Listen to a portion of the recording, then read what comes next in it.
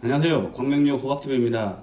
오늘은 LH 광명 시흥 3기 신도시 투기 사건 이후에 투기 근절을 위해 발표한 농지 관리 개선 방안 마련에 대해서 국회 관련 관계부처와 협력해서 3월 중 농지법 등 4개 법률 개정안 발의를 추진하겠다고 한 보도 참고 자료를 기반 삼아서 말씀드리도록 하겠습니다.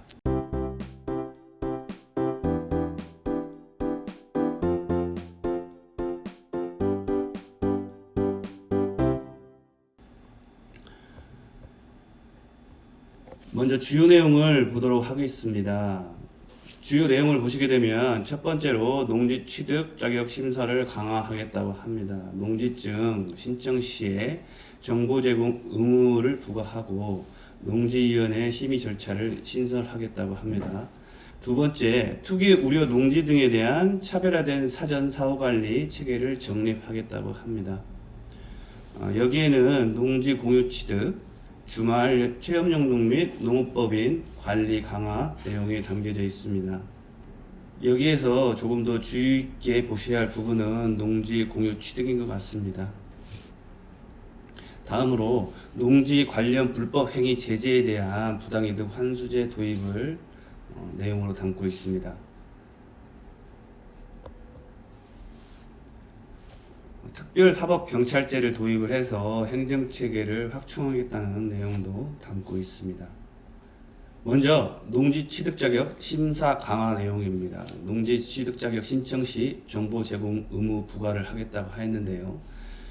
기존에는 취득 면접과 노동력, 농업기계 등 확보 방안에 대해서 실제로 경작할 수 있는지에 대해서만 조사를 하게 되어 있었습니다.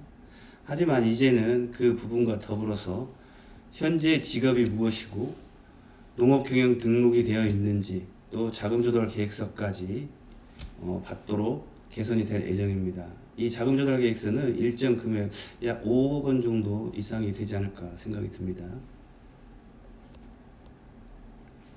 이렇게 의무기재 사항에 대해서 미기재 시에는 발급을 제한하도록 하고 거짓 부정 시 과태료 500만 원도 부과가 신설이 되었습니다.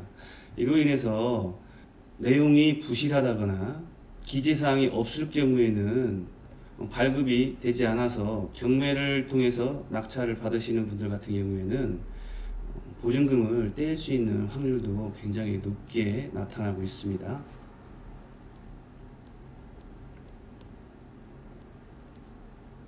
주말 체험용농에 대한 농지 취득에 대해서도 강화를 하겠다고 합니다. 주말 체험용농 같은 경우에는 지역에 구분 없이 1000제곱미터 미만으로 구입을 할 수 있었는데요.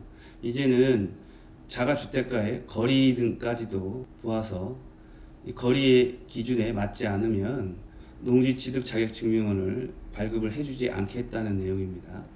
특히 농지 취득 자격 심사 체계를 강화하겠다고 합니다. 여기에서 농지위원회를 설치해서 농지 취득 자격을 심의하도록 하게 되어 있는데 심의 대상에 토기 우려지역 농지 취득, 관외 거주자의 농지 신규 취득, 농지 공유 취득, 농업법인의 농지 취득에 대해서는 보다 면밀하게 따져보고 농지위원회를 설치해서 농지 취득 자격을 심의하겠다는 내용입니다. 이로 인해 소유농지 이용 실태 조사 등 심사 강화를 위해 농지 취득 자격 증명 발급 민원 처리 기간을 7일로 확대가 되게 됩니다. 이렇게 되면 경매를 통해서 농지를 취득하게 된 취득자의 같은 경우에는 농지증 제출 기간이 7일입니다. 이 기간을 넘게 되면 보증금을 떼이게 되는데요. 이때 농지 취득 민원 처리 기간을 7일로 하게 된다면 많은 분들이 선의의 피해를 보지 않을까라는 생각이 듭니다. 또한 농지위원회 심의 대상인 경우, 즉 투기 우려 지역에서 관외 거주자가 낙찰을 받았습니다. 그렇게 되면 민원 처리 기간은 14일로 설정이 되게 됩니다. 이렇게 된다면 대부분의 낙찰자는 보증금을 떼이게 될 확률이 매우 높게 되어 있습니다. 이런 부분 법원에서도 어느 정도 개선이 돼야 되지 않을까라는 생각이 듭니다. 투기 우려 농지 등에 대한 차별화된 사전 사후관리 체계를 정립한다고 하였습니다. 먼저 말씀드렸듯이 투기 우려 지역 농지 등의 취득을 지자체가 심사할 때 농지위원회의 심의를 거치도록 의무화한다고 하였습니다. 예를 들어 토지거래 허가 지역과 그 연접 지역 등을 말하게 되는 것입니다.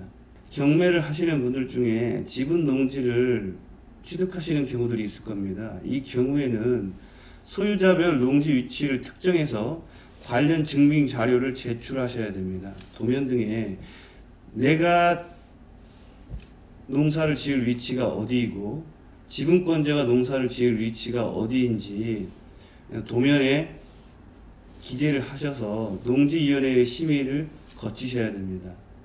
이렇게 되면 문제가 지분권자가 과연 이 도면에 서명을 해주고 내가 이 부분에 농사를 짓겠다라고 관련 증빙을 제출해 줄지 그 부분도 의문이 듭니다.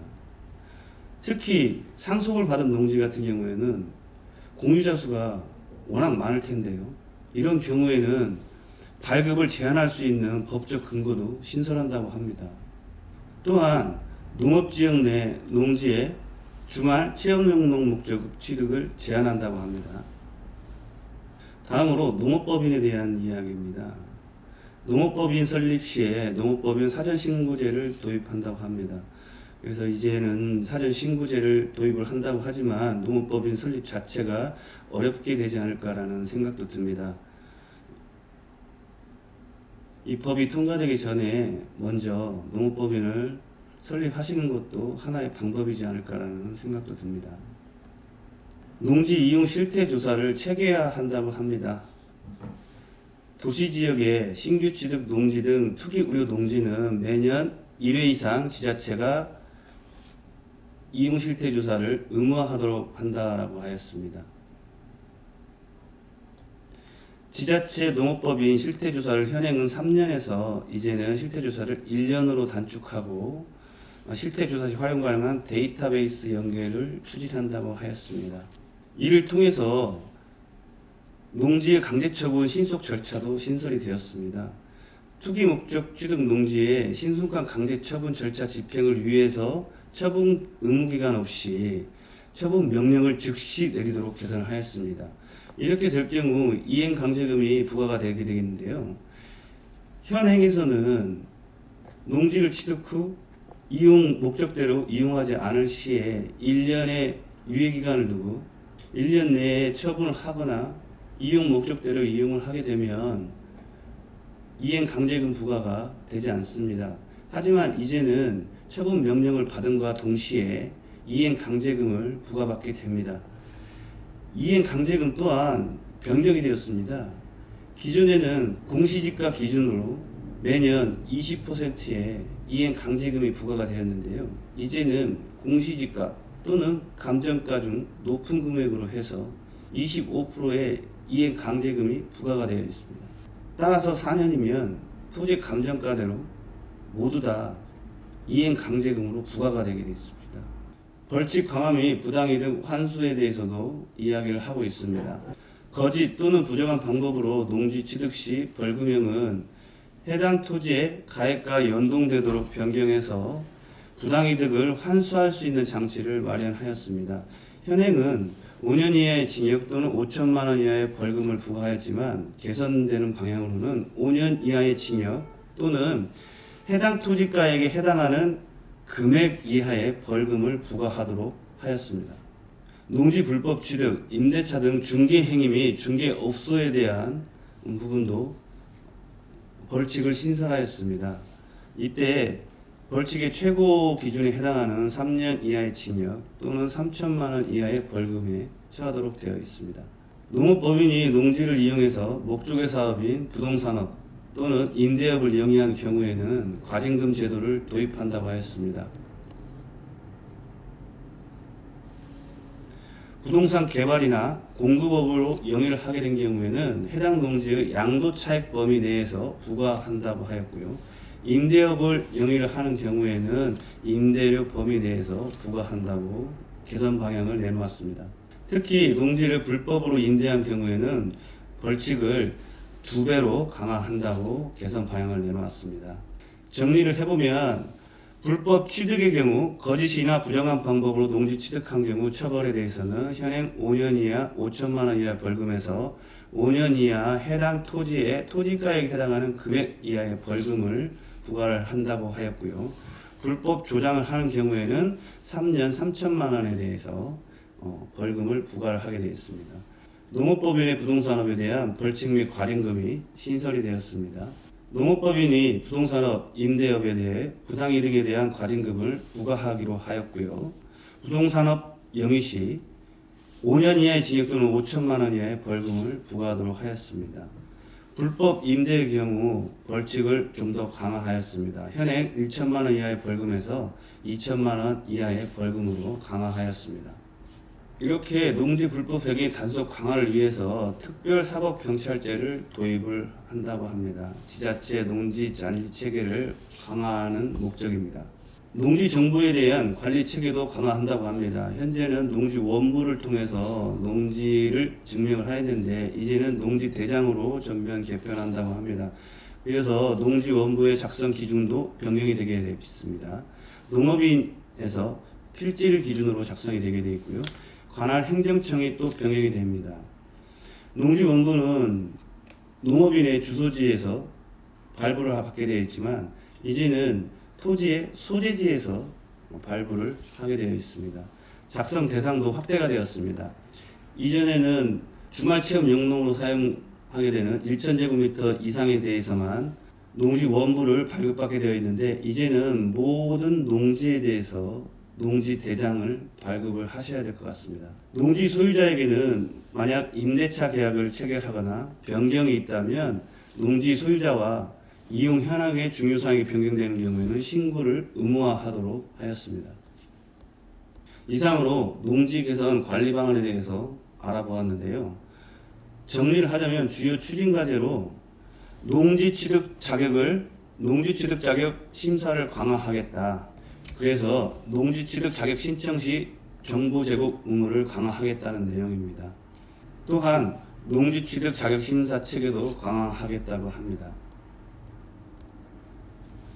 투기 우려 농지 등에 대한 차별화된 사전 사후 체계적인 정립을 하겠다고 합니다. 투기 우려 지역 및 주말 체험 영농 목적의 취득 관리도 강화하겠다고 합니다.